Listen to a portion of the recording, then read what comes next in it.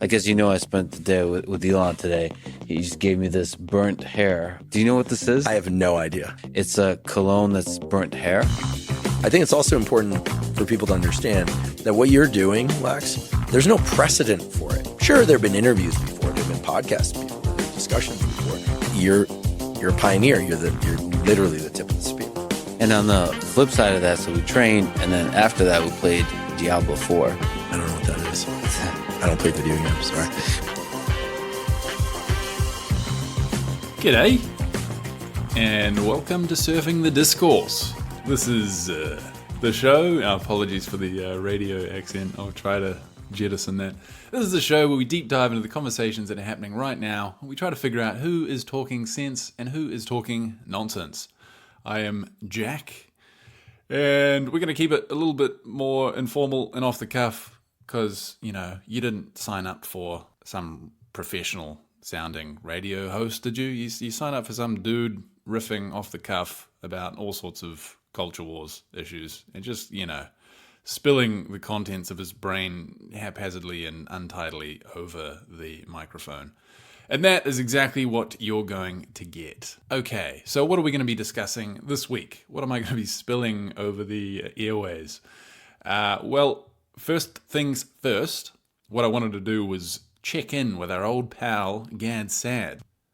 Now, for the stalwart fans, loyal supporters of this show, of whom I'm sure there are hordes, you will recollect that in episode 2, we did in fact cover Gad Saad.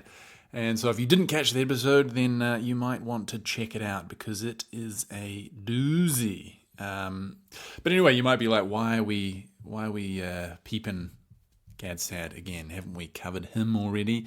Well, yes, but it's always interesting to check in with our old friends and see what they're up to. And as it happens, Gad Saad's been spouting more of the usual, more of the same nonsense. And so we'll just briefly check in with the guy.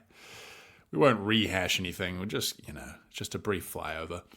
But then after that, we will zoom over to our friends Lex Fridman and Dr Huberman.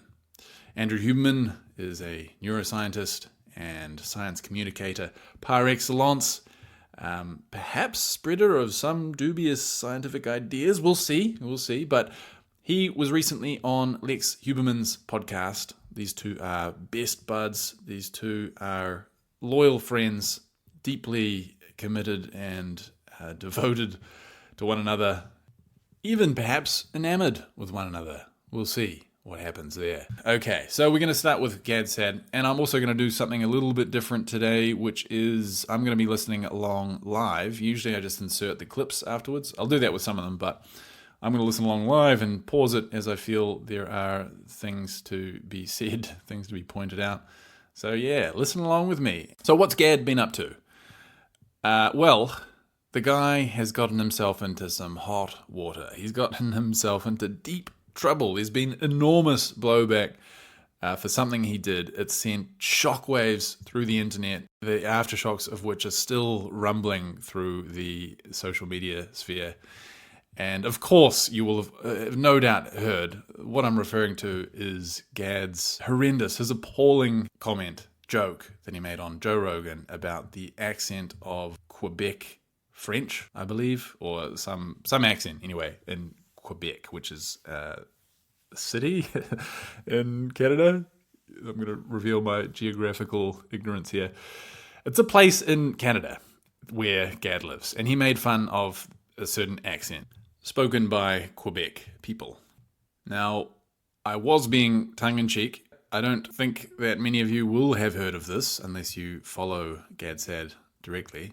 But the reality is that he made a joke, and I'm sure there's been a pile on Twitter to some extent on his particular Twitter feed. But he makes a huge fuss about it, and he is really hamming it up and talking about all of the hate he is receiving. So we'll go ahead and listen to a few clips from a recent podcast he did, or a recent YouTube episode, whatever they are.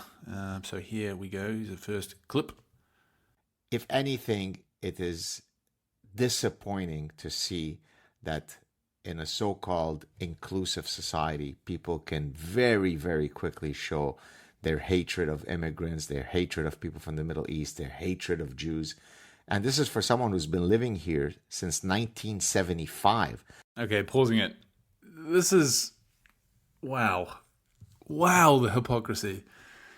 So he's accusing all of the people who are coming out of the woodwork, all of this multitude of people, apparently, that are giving him flack for his comments, and he's gonna call them all bigots. He's gonna accuse them all of anti-Semitism and saying that they dislike people from the Middle East. Like, remember, his whole shtick is to rail against exactly this kind of behavior. He's constantly inveighing against the left's reading of bigotry into everything and like over-attributing racism. And he's doing exactly the same thing.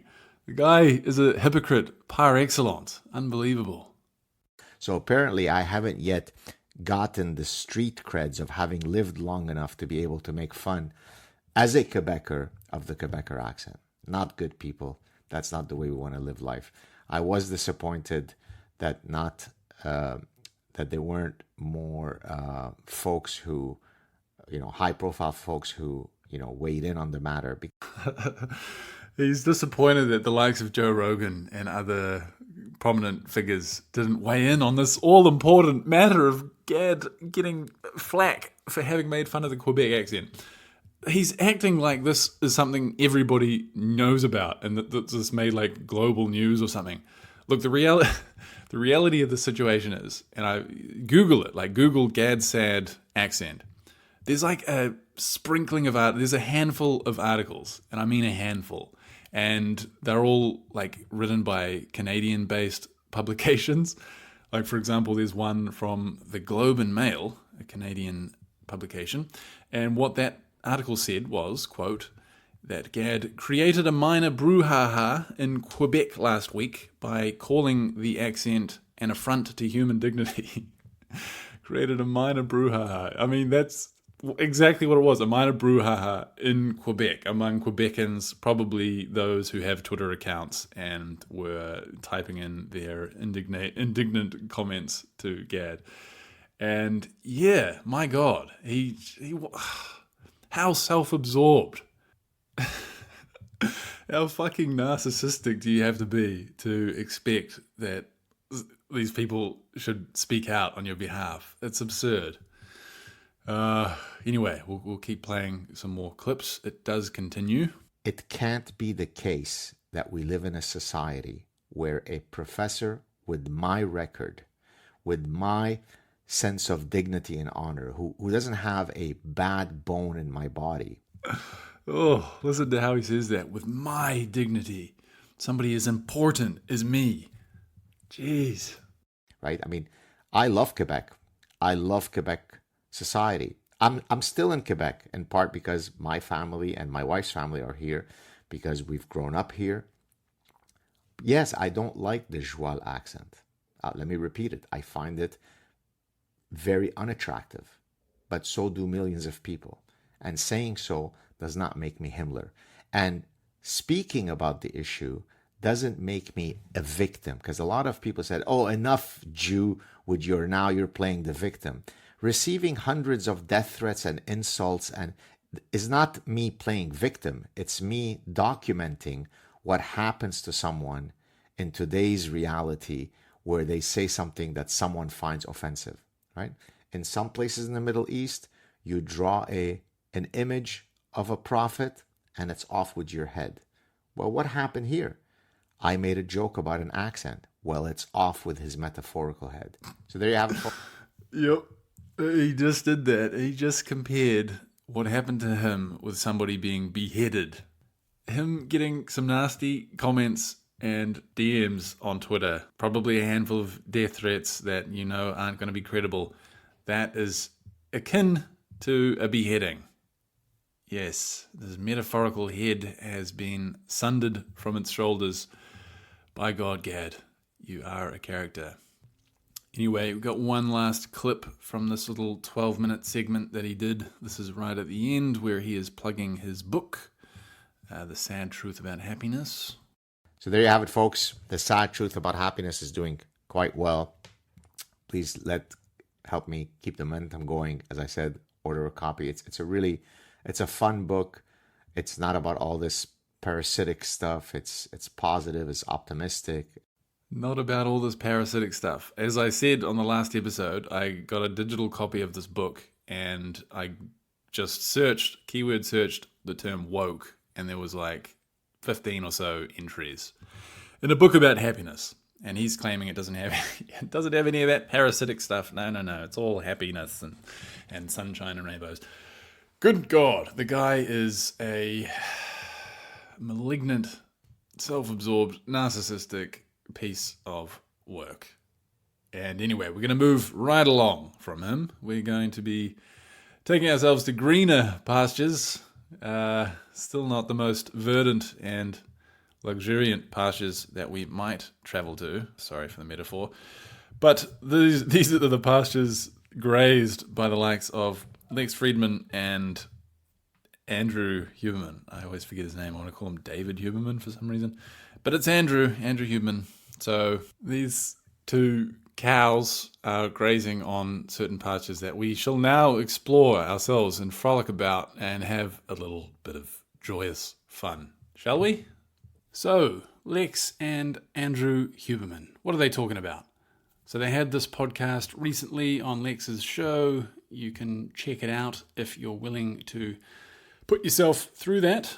I mean, no, it's not that bad. It's just classic Lex and Huberman dynamics, I suppose. If you're familiar at all with these guys, you will have picked up on a few motifs in their way of conversing and the stuff they talk about, topics they bring up. And so we're going to be seeing a little bit of that in the clips that I'm going to play. This isn't going to be a comprehensive analysis of either of the two guys. I am going to be pointing out some shortcomings in what they are talking about, some of their reasoning shortcomings. This is the theme of the show. I like to get into people's epistemic hygiene, I suppose we can call it. And as we will see, they don't really wash their hands as much as perhaps they ought to for a couple of stand-up scientists. Huberman is this dyed-in-the-wool neuroscientist, brass tacks guy. He likes to champion a very rigorous approach to understanding, well, in his case, it's the brain. He's a neuroscientist. And so we would expect to see that reflected in what he talks about in all sorts of subjects, right? Right? No. I mean, there are a few instances that I picked up on in this particular episode in which Huberman doesn't really acquit himself as well as you would expect him to. And that's fine. It's not necessarily an indictment of the guy. As I say, it's not a comprehensive analysis. This is just one conversation that they had. But, it's worth pointing this stuff out. It's worth knowing if somebody is prone to kind of lapses in reasoning, to know whether or not you ought to bring a healthy dose of skepticism along when you're listening to them, a big old grain of salt, or whether you can just let the pores of your mind open up and just absorb whatever it is they're telling you. And my advice is to tread with some caution, especially when Andrew is talking outside his realm of expertise.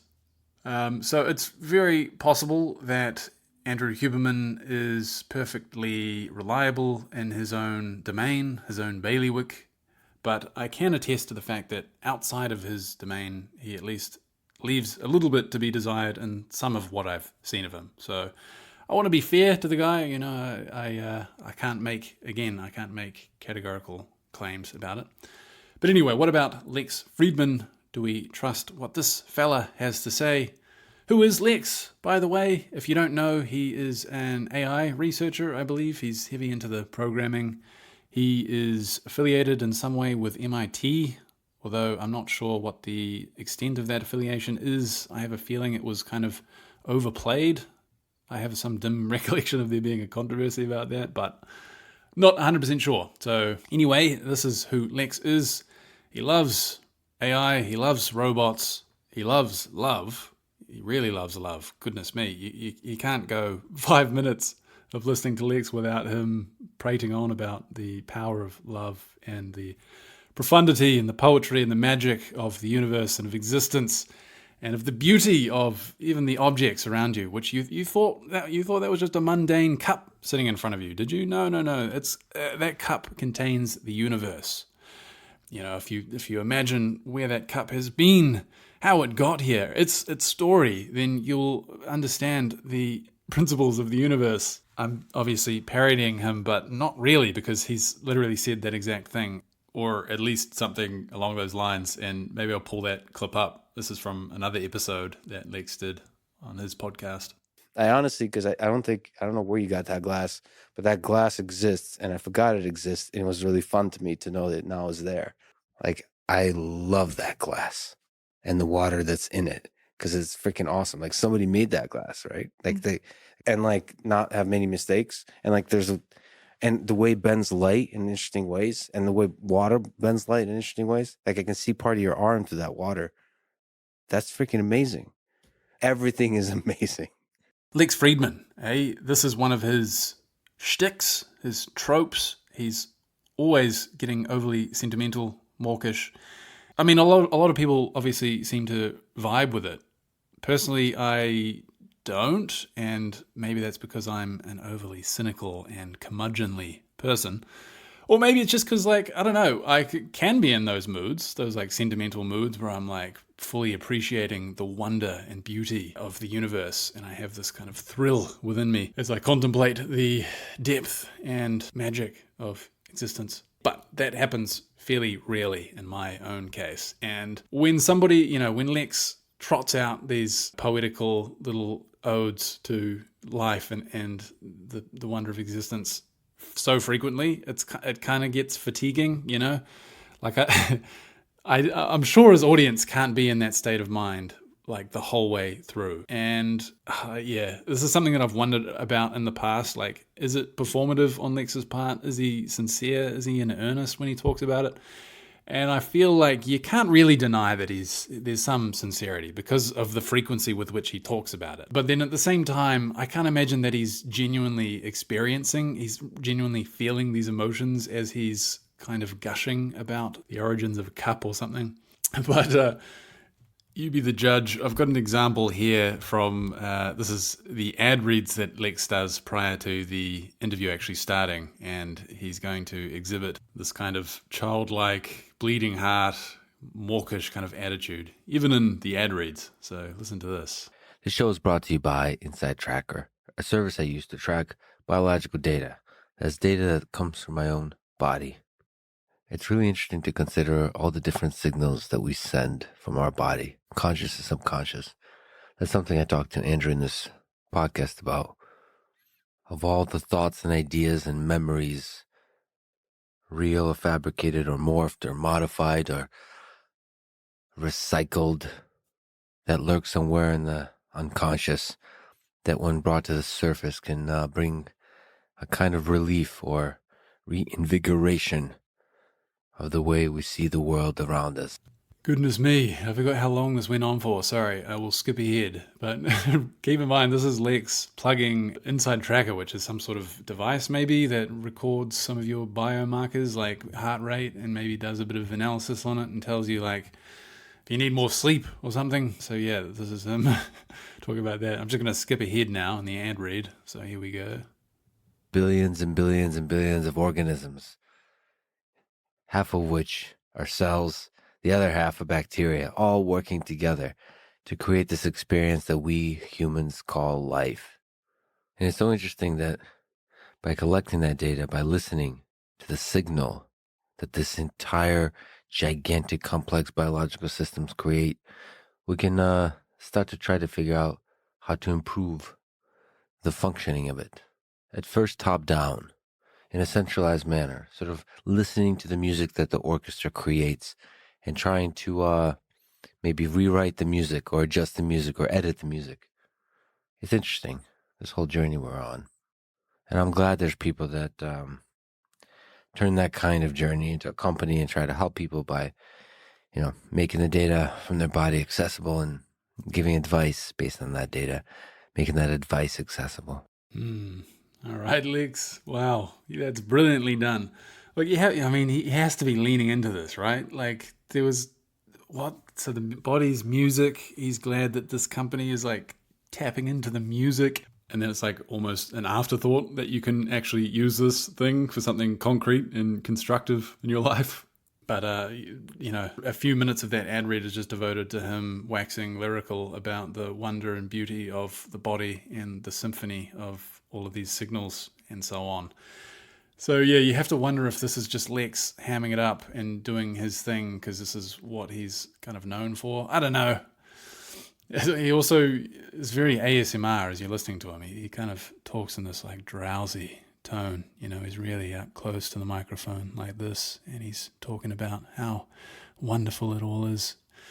And I wonder if the company that he's reading for like gets exasperated with Lex's like digressions and his flights of fancy. They're like, just tell them what the product does, Lex. They don't need to hear about the symphony of the body.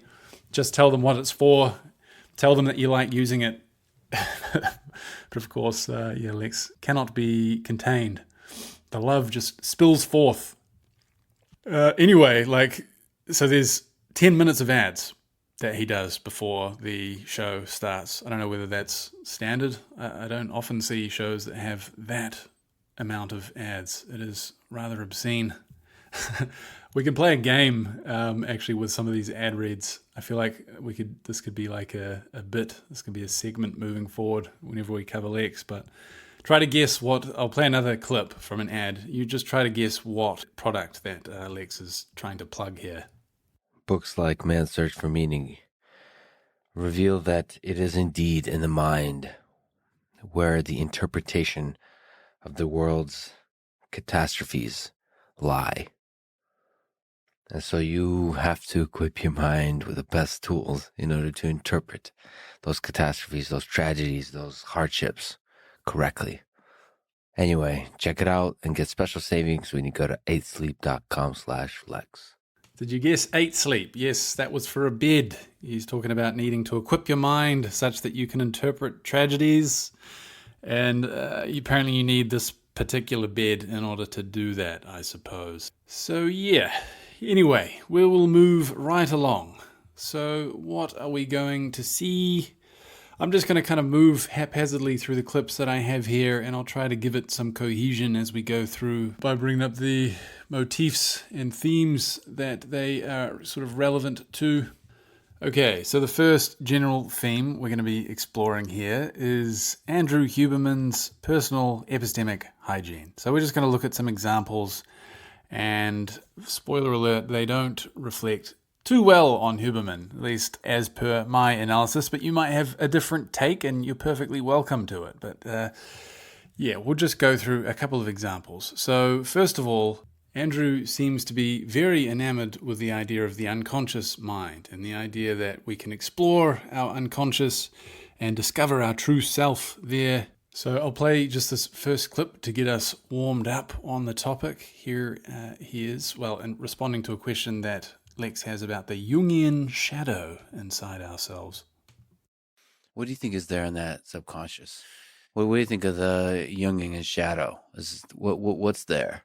There's this idea, as you're familiar with too, I'm sure, that this Jungian idea that we all have all things inside of us, that all of us have the capacity to be evil, to be good, etc., but that some people express one or the other to a greater extent. But he also mentioned that there's a unique... when he says he's talking about this guy, Paul Conti, who he really sings the praises of. Paul Conti is a psychiatrist, and he's big on the idea of trauma as the root cause of many of our behavioral problems, many mental health issues. And so that's who he's referring to when he says he. Category of people, maybe 2 to 5% of people that don't just have all things inside of them, but they actually spend a lot of time exploring a lot of those things, the darker recesses, the shadows, their own shadows. So what do we think of this Jungian idea so far? To be fair, Andrew Huberman didn't actually endorse it explicitly. He said it was, he presented it as an idea. But it's clear to me from this episode and I listened to his podcast with Paul Conti, the psychiatrist I mentioned earlier, and it seems pretty clear that Andrew is at least sympathetic to like Freudian and Jungian ideas of the unconscious mind. And there was a lot of what I consider to be fairly spurious speculation in a lot of what they were talking about. If I recall, For example, Huberman brings up the idea of this Freudian idea of repetition compulsion, which is where people who have suffered from some trauma unconsciously seek out situations in which they would be exposed to a similar kind of trauma again. Classic example being somebody who was in an abusive relationship and they were driven by these unconscious forces back to new relationships which were bound also to be abusive. And the idea is that the unconscious mind is kind of uncomfortable with this lack of control over the partner, and so it's sort of seeking out new situations in which it is able to reassert its control. So it's like trying again over and over. So it's a very like prototypically Freudian idea in that, for one thing, it's not easily falsifiable, and it kind of invokes this idea of, you know, these unconscious forces which in true Freud style tend to be quite complicated. It's like there's a homunculus within you, like this unconscious agent with its own agenda, and you know it's trying to do all these things in opposition to what is good for you, the conscious self. And the reason that these are difficult to falsify is that so many different explanations are invoked, so many different like agendas of the unconscious mind are invoked for different situations. There doesn't seem to be like a principled basis by which this, or a framework which kind of explains what unconscious forces are acting in what situations. And another thing is that it's not really rooted in evolutionary psychology. To be fair to Huberman in that episode, he does at least attempt to try to understand it in terms of evolutionary logic, but he's altogether just far too credulous, I think, with the explanation given by Conti. So yeah, I'm not necessarily calling Huberman like a Freudian, but he does certainly seem to evince a credulity and like a sympathy for Freudian ideas. And I don't necessarily mean Freud's frameworks or ideas specifically, but just that general kind of strand of thought, which I guess you can call psychodynamics or psychoanalytics, the idea of these kind of spooky and complicated unconscious forces at work. So yeah, I think Andrew has a kind of fondness or a sort of appetite for this way of thinking, which seems to be in tension with his more scientifically rigorous mind. And it seems to go back a long way with Andrew, because as he reveals in this podcast, he's been doing therapy every week since he was a child. So he obviously has a kind of strong predisposition towards these kind of ideas. But so I don't want to be unfair to the guy. Like I'm not going to categorically label him as this sort of Freudian, Mysterian kind of thinker. But there do seem to be some red flags here and there. And I'll just give another example from this conversation that he had with Lex, in which Andrew brings up this idea that he's enamored with, which has a kind of Freudian streak, as we'll see, but it's this idea of covert versus overt contracts, which apply to all sorts of human relationships. So I'll let him set that up. It's very interesting, and it gets to something that I hope we'll have an opportunity to talk about, because it's something that I'm obsessed with lately, is this notion of overt versus covert contracts, right? There are overt contracts where you exchange work for money, or you exchange any number of things in an overt way. But then there are covert contracts, and those take on a very different form and always lead to, in my belief, bad things. Now, okay, so overt contract would be, we both want to do some work together. We're going to make some money. You get X percentage, I get X percentage. It's overt. Covert contract, which is, in my opinion, bad, always bad, would be, we're going to do some work together. You're going to get a percentage of money. I'm going to get a percentage of money. Could look just like the overt contract. But secretly, I'm resentful that I got the percentage I got. So what I start doing is covertly taking something else. What do I take? Maybe I take the opportunity to jab you verbally every once in a while. Mm-hmm. Maybe I take the opportunity to show up late. Mm-hmm. Maybe I take the opportunity to get to know one of your coworkers so that I might start a business with them. That's covert contracting. Mm-hmm. And you see this sometimes in romantic relationships. One person, we won't set the male or female in any direction here and just say, I'll make you feel powerful if you make me feel desired. Okay, great. There's nothing explicitly wrong about that contract if they both know and they both agree. But what if it's, I'll do that, but I'll have kids with you so you feel powerful. You'll have kids with me so I feel desired, but secretly I don't want to do that. Or one person says, I don't want to do that, or both don't. So what they end up doing is saying, okay, so I expect something else. I expect you to do certain things for me, or I expect you to pay for certain things for me. Covert contracts are the signature of everything bad. Overt contracts are the signature of all things good. Yeah. Okay, so the idea is that you've got overt and covert contracts, and they apply to any relationship. So friendship, romantic relationship, a business partnership, perhaps. All this conceptual framework really is doing is like redefining these things as contracts.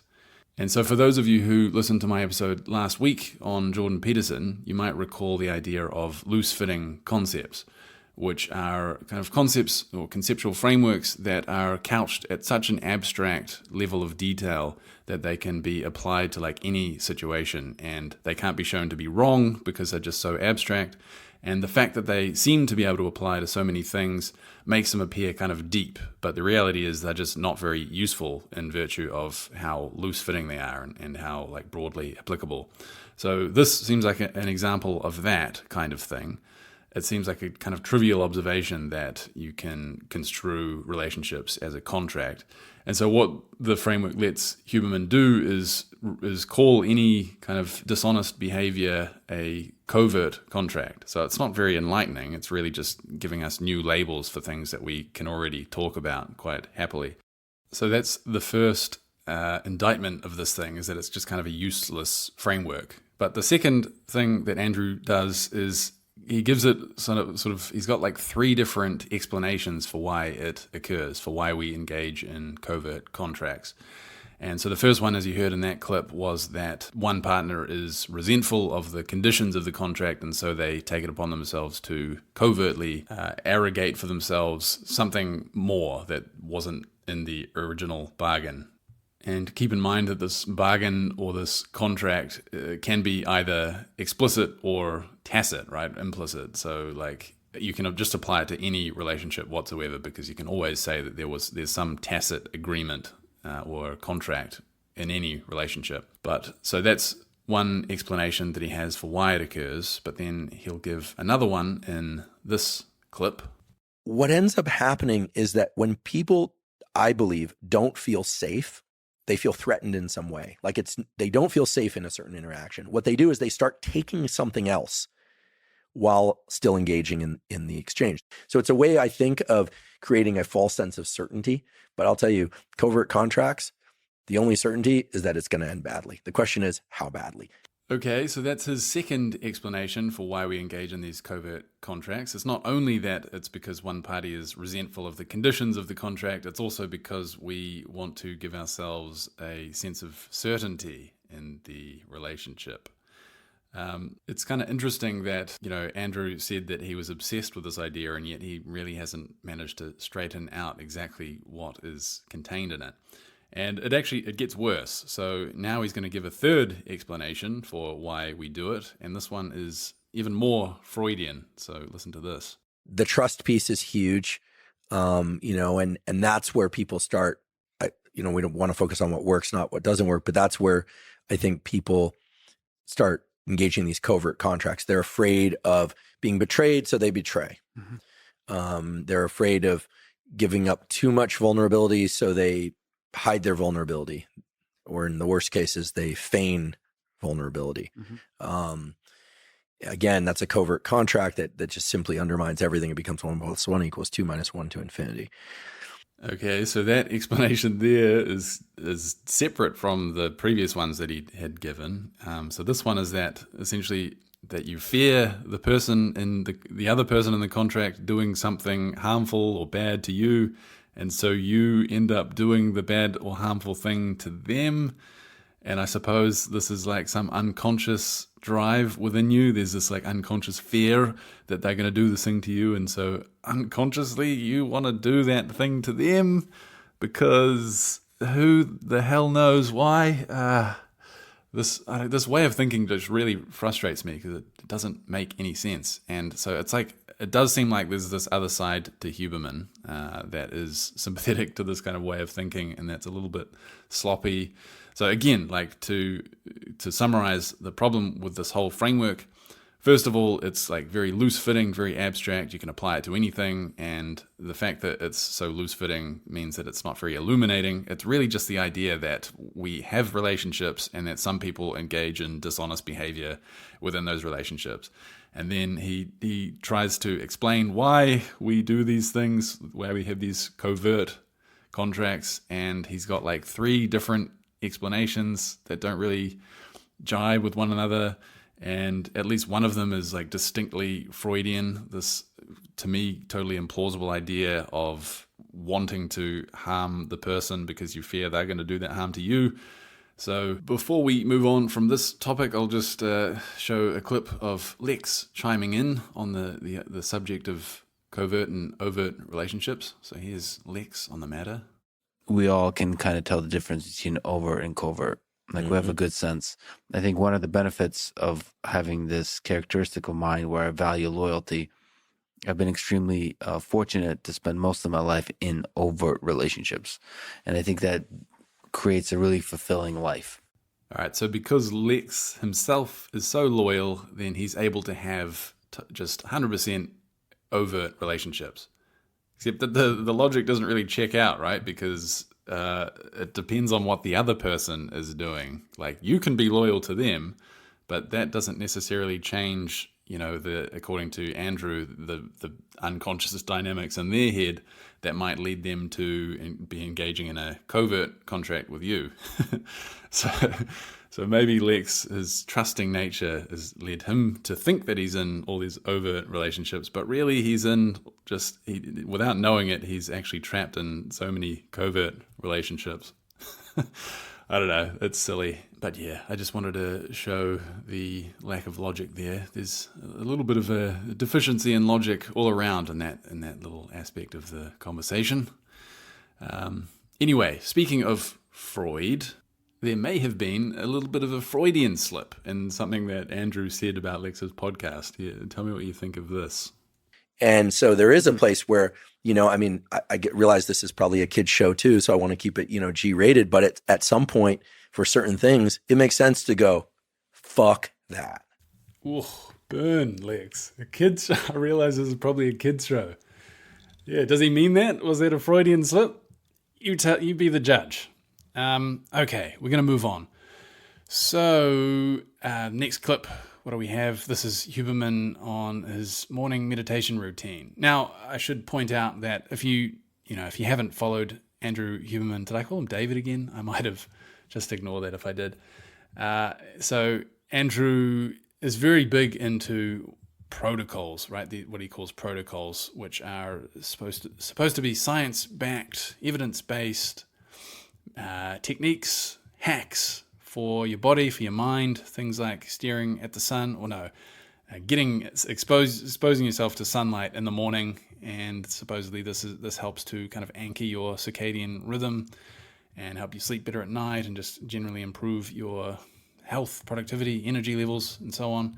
So he's big into all these kind of things. I think most of his followers are signed up for exactly this kind of stuff. It's like this modern productivity, life hacks sort of stuff, and especially because it apparently has the imprimatur of science behind it, it's doubly compelling to a lot of these people. So this is Andrew's shtick. So yeah, I mentioned that just to kind of give a bit of context for this clip where Andrew is going to tell us about his morning meditation routine. And then I have a meditation that I do that actually is where I think through with the different roles that I play. Mm-hmm. So I start very basic. I say, okay, I'm an animal. Like we are like biologically animals, right? Mm-hmm. Human, I'm a man. I'm a scientist, I'm a teacher, I'm a friend, I'm a brother, I'm a son. I go through this, I have this list and I think about the different roles that I have. Interesting. I wonder what that process of reminding yourself that you're an animal looks like. Is he on the ground, beating his chest like a gorilla or something? And I wonder what happens, God forbid, if you were to forget one day to remind yourself of your animal nature. what would happen? Anyway, perhaps a bit mean to take the piss out of someone's morning meditation routine. Hey, we'll move on. Okay, so we're still kind of on the topic of Andrew Huberman's, at times, kind of uncritical accepting of certain things.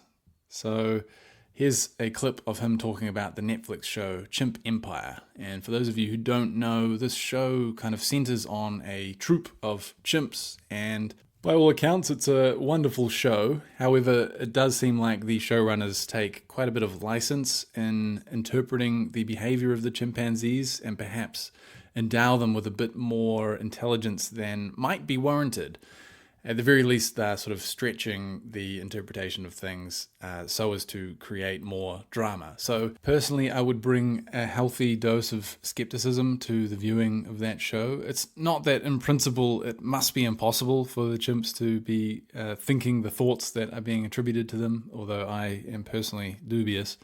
But it's more that, like, in order to establish these things for a fact, a lot more work needs to be done. And in fact, you can find primatologists who, are expressing a bit of skepticism about what is being claimed here. Anyway, we'll play the clip, and I'll just point some things out as we go along. Expressing drive. I've been watching this series a little bit of Chimp Empire. Oh, yeah. Netflix. So Chimp Empire is amazing, right? They have the head chimp. He's not the head chimp, but the alpha in the group. Yep. And he's getting older. And so what does he do? Every once in a while, he goes on these vigor displays. Mm-hmm. He goes and he grabs branch, he starts breaking them, he starts thrashing them, and he's incredibly strong. And they're all kind of like watching. Then there are the ones that are subordinate to him, but not so far behind. Yeah, so number 2, 3, and 4 males are aware that he's doing these vigor displays, but they're also aware because in primate evolution, they got some extra forebrain too. Not as much as us, but they got some. And they're aware that the vigor displays are displays that, because they've done them as well in a different context, might not just be displays of vigor, but might also be an insurance policy against people seeing weakness. Okay, so he's going to go on to talk about how the subordinate chimps are then going to hatch a plan to overthrow the alpha chimp on the basis that they've sort of seen through his facade. And I will play the rest of those clips, but I just want to pause here and point out there's a bit of a flaw in the reasoning here. So it actually doesn't matter whether or not the alpha chimp's display here is performative or not, because the bottom line is, can he perform the display? Can he perform this unfakeable show of strength? And as Andrew Huberman pointed out, it does in fact display his immense strength. So I'm skeptical of the possibility that the subordinate chimps are actually like doing this kind of reflection where they consider that this could be just a performance. Because even if they were to do that reasoning, the reasoning wouldn't be relevant to anything, right? Like, whether or not it's done performatively doesn't change the fact that the alpha chimp fundamentally is strong enough to keep you from overthrowing him. Even if we grant that the subordinate chimpanzees are capable of this kind of reflective thought, you're actually doing them a disservice by attributing to them these thoughts which actually don't make that much sense. Okay, so here's the thought process of the chimpanzee, according to Huberman here. So they're thinking, oh, well, I can see the alpha is putting on this display, and wow, he is strong. But, I'm pretty sure he's just doing that as a performance. So, therefore, he's not actually that strong, even though I've just seen him, break this tree in half. So, me and my pal are going to get together and totally overthrow this guy who's, not actually strong because it's a performance. Yeah, so I think that's doing a bit of a disservice to the chimpanzees here. So anyway, I'm going to keep playing the rest of the clip. Okay, so now they start using that prefrontal cortex to do some interesting things. So in the interesting thing is number 2 and 3 start to line up a strategy to groom this guy, but they are actually thinking about overtaking the entire troop, setting in a new alpha. But the current alpha did that to get where he is. So he knows that they're doing this grooming thing, but might not be sincere about the grooming. So what does he do? He takes the whole troop on a raid to another troop and sees who will fight for him and who won't. This is advanced contracting of behavior. Yes, it is very advanced. But can we be sure that this is actually what's going on? Are these machinations that are being attributed to the chimpanzees accurate? Like, I want to hear some primatologists. And in fact, there are expressions of skepticism from at least one primatologist that I've seen regarding the show's interpretations. And of course we should be skeptical, because this show fundamentally is about creating a compelling drama involving chimps. So of course they're going to appeal to these sort of very human ideas and thought processes in trying to create this drama that is compelling to us. So look, what I will say is that perhaps Andrew Huberman is right in believing what the show is saying, but I think that even if that is the case, I think the correct stance is one of skepticism, is not to just credulously accept all these interpretations that are given by the show until more work has been done to establish that this is actually what's going on in the chimps' brains. So anyway, that is another example, I think, of Andrew's lack of care. But, never let the truth get in the way of a good story, I suppose, is the motto here. But anyway, I don't want to be too much of a wet blanket here. If you want to enjoy the show, I'll just go ahead and accept the narrative that's given, because it would certainly be more compelling that way. But, I'm being overly nitpicky and academic here. But somebody like Andrew Huberman, who presents himself as a rigorous neuroscientist and academic, I think he should do better, especially when it comes to issues in cognitive science. So, okay. I'm going to play another clip in which Andrew reveals a lack of thought that he brings to a particular issue, although this might be a little bit unfair of me to pull this one up, but tell me what you think. So this is him talking about, he's going to mention the idea that hopefully humans are still evolving by natural selection. So here's that clip. But it takes a long time to evolve an adaptive trait. There are exceptions to that, but most often that's true. So a species needs a lot of generations. We are hopefully still evolving as a species. Okay, so I just want to point something out about this sentiment, which I don't think is something that Andrew has considered, and I don't think it's necessarily super obvious. But I would just say that, like, if you're expressing this hope for humanity to still be evolving, what that translates into, what that amounts to, is that you're calling for certain people who have particular traits, to not be as successful in their reproduction and survival as people without that trait. So you're saying, you people with this suboptimal trait, I hope that you don't reproduce, or at least I hope you don't produce as many offspring as those of us who have the better trait. So it's just kind of like an unseemly idea. It's not really something that we ought to be hoping for, because if you are trying to steer the direction of evolution, then you're engaging in, I hesitate to even invoke what this is evoking. So because I don't want to attribute this to Andrew at all, I'm just pointing out as a kind of curiosity. It's interesting. Like, you might have thought intuitively that it would be a good thing if humanity was still evolving, but you wouldn't have thought about the corollary of that hope, which is that, in fact, some people have to get the raw end of the stick. So you're really hoping that some people fail reproductively. So, if you wanted the human race to become smarter over time, well, that means that you're hoping that less smart people are not reproducing to the same extent, which is, to put it mildly, not very nice, and not really in keeping with modern sensibilities, I shouldn't think. But anyway, look, I don't want to cast aspersions on Andrew, other than perhaps to say that this is a reflection of a failure to think through the implications of what he's saying. But anyway, on to the next topic. So anyone who follows Lex Fridman will know that he often name drops Elon Musk and Joe Rogan, and of course this episode was no exception. Elon Musk got a couple of mentions, Joe Rogan got one, so I'll play these clips here. First of all, here's Lex talking about his day that he spent with Elon Musk recently. Like, as you know, I spent the day with Elon today. He just gave me this burnt hair. Do you know what this is? I have no idea. I'm sure it should be a Huberman Lab episode on this. It's a cologne that's burnt hair. I see. and it's like supposedly a really intense smell, and it is. Give me a smell. Please, it's So- not going to leave your nose. That's okay. Well, that's Okay, yep, interesting. Elon Musk gifting Lex burnt hair cologne.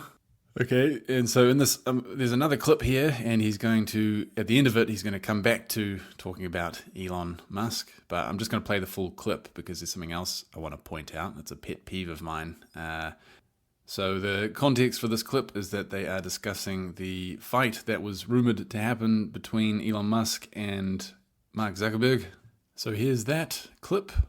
Well, it's also going to be an instance where Mark Zuckerberg and Elon Musk exchange bodily fluids. They bleed. There's one of the things about fighting, you know.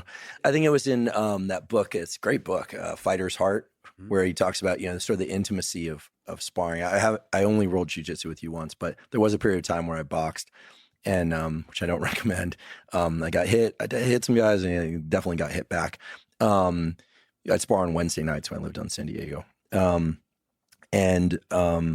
know, when you spar with somebody, even if they hurt you, especially if they hurt you, you know, you see that person afterwards, and there's an intimacy, right? It was in that book Fighter's Heart where he explains, you know, you're exchanging bodily fluids with a stranger, right? And you're in your primitive mind, and so there's an intimacy there that persists. So You go together through a process of fear, anxiety, like. yeah, when they get you, you nod. I mean, you watch somebody like catch somebody. If you know, not so much in professional fighting, but if people are sparring and they catch you, you acknowledge that they caught you. Like he got me there.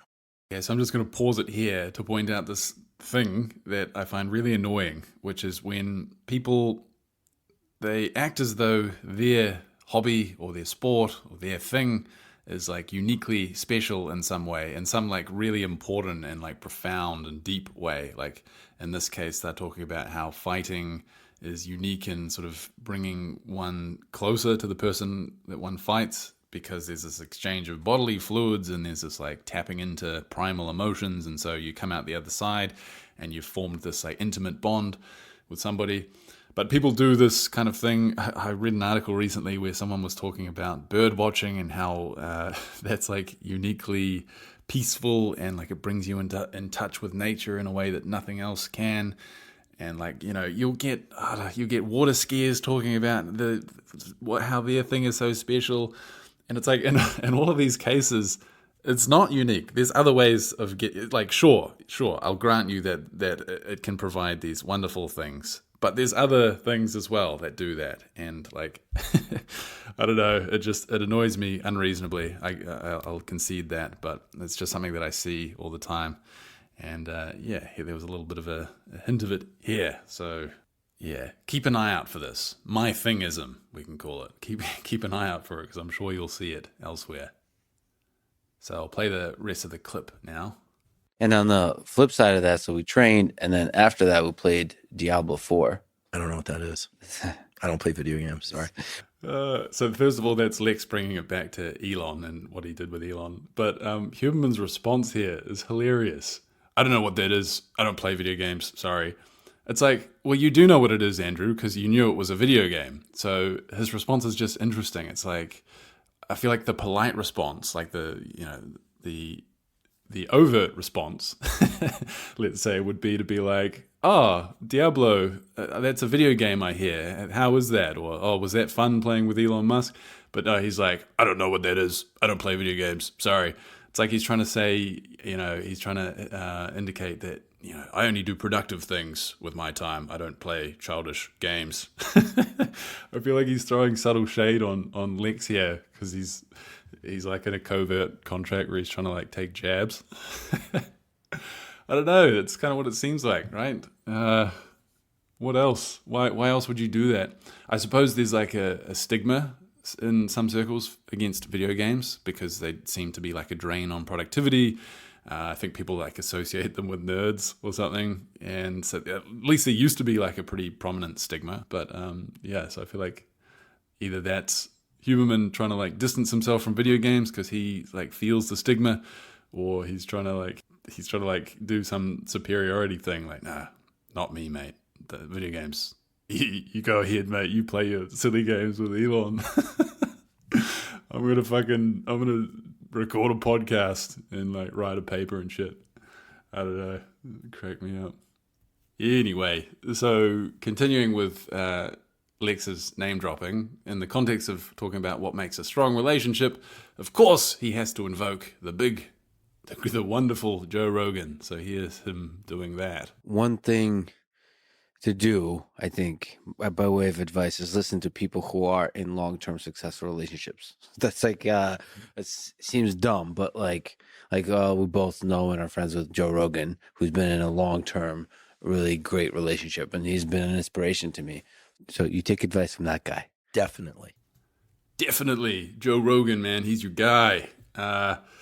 Yeah, so that's classic. That's vintage stuff right there. And some more vintage stuff is the Huberman and Lex constantly flattering one another. I'm trying to say this in a way that's not like invoking the concept of masturbation, but there's something to that. So here is a bit of flattery that Huberman is heaping very generously onto Lex. So here's one example. Like I've had that experience of friendship recently. It's not really friendship, but like, oh, you get each other with humans, not in a romantic setting. Right, friendship. Yeah, just friendship. Well, but dare I say, I felt that way about you when we met, right? But we also I was like, this dude's cool, and he's smart, and he's funny, and he's driven, and he's giving, and he's got an edge, and like I want to learn from him, want to hang out with him. Still not done though. There's more praise coming. Here's another clip. Well, the best lecturers, as you know, and you're a phenomenal lecturer, so you embody this as well. Phenomenal. By God, that is some fulsome praise indeed. And I haven't listened to Lex's full lecture, but I did look one up on YouTube just to see if it was phenomenal. And I don't know, it wasn't bad, but it certainly didn't quite, for me, reach the threshold of being phenomenal. But everyone's entitled to their opinion. Okay, so we're not done with the praise, though. Not only is Lex a phenomenal lecturer, but his podcast is groundbreaking. It is earth-shatteringly important and new and unique and novel. And here's Hube talking about that. The thing I love about your podcast the most, to be honest, these days, is the surprise of like, I don't know who the hell's going to be there. Yeah. It's almost like I get a little nervously excited about when a new episode comes out because I have no idea. No idea. And, I mean, I have some guesses based on what you told me during the break. I mean, you've got some people where it's just like, whoa, Lex went there. Awesome. Can't wait. Click. I think that's really cool. Like you're constantly surprising people. So you're doing it so well, like it's such a high level. And I think it's also important for people to understand that what you're doing, Lex, there's no precedent for it. Sure, there have been interviews before, there have been podcasts before, there are discussions before, but it's not like how many of your peers can you look to find out how best to do the content like yours? Zero. There's one peer, you. And so, that should give you great peace and great excitement because you're a pioneer. You're literally the tip of the spear. Pioneer. Oh, baby. I wonder what it is that is so unique about Lex's podcast. Is it, and I guess this is a chance to summarize the episode now because we are drawing to a close. That was the last clip. So what's unique about Lex's podcast? Is it the way he gushes about concepts of love and profundity and transcendence and the beauty of existence and all of that good stuff? I mean, Lex certainly does seem to have that market cornered. I can't see any challenges in that space. Certainly, I don't imagine anybody else can do ad reads quite like Lex can. So he's certainly unique in that sense. Perhaps the uniqueness is the name dropping of Elon Musk and Joe Rogan with this level of frequency. I don't know. Certainly some things he does uniquely well. This hasn't really focused too much on Lex, and maybe a future episode will really get into the substance of Lex Fridman himself, the man behind the poetry. And so we'll leave that for a future date. But no, this episode focused mostly on Andrew Huberman and what are the takeaways from Andrew? Well, the guy seems to be fairly sympathetic to a kind of certain strand of thought, psychoanalytic or psychodynamic, Freudian type of way of thinking. Maybe that might be unfair to pin him with that label, but there was, as we saw, some evidence to suggest a degree of sympathy for those ideas that might not be completely becoming of a rigorous, dyed-in-the-wool neuroscientist. He also left something to be desired in various other points of his conversation there. There was some weak argumentation. Of course, it must be said that I am deliberately cherry-picking, bad argumentation. I'm not giving the full context of the conversation. It's not like he gets everything wrong. He's fine most of the time.